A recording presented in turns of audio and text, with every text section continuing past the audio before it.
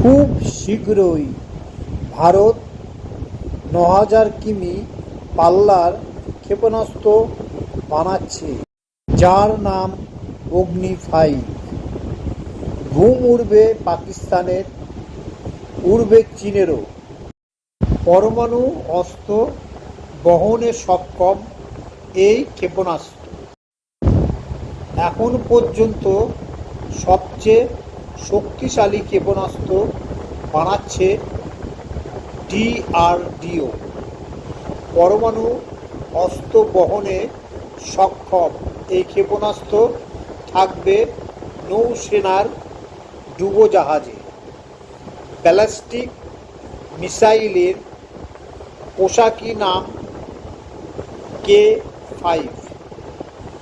DRDO সূত্রে খবর, ৯,০০০ কিমি দূরে হামলা চালাতে সক্ষম এই আধুনিক অস্ত্র। দেশীয় প্রযুক্তিতে তৈরি এই ক্ষেপণাস্ত্রটি ২,০০০ কিমি বিস্ফোরক বহন করতে পারবে।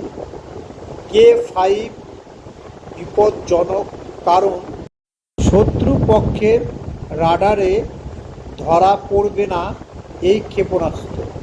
পাশাপাশি MIRV প্রযুক্তি ব্যবহার করায় একসঙ্গে একাধিক নিশানায় হামলা চালাতে সক্ষম ক্ষেপণাস্ত্রটি।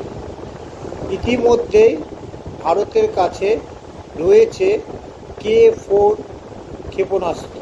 সেটি ৭৫০ থেকে ৩,৫০০ কিলোমিটার দূরত্বে হামলা চালাতে পারে।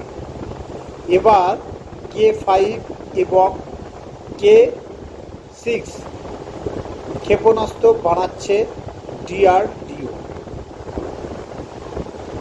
৩৯ ফুট দৈর্ঘ্যের K6 ক্ষেপণাস্ত্র ৩,০০০ কেজি ওজনের পরমাণু অস্ত্র বহন করতে পারবে।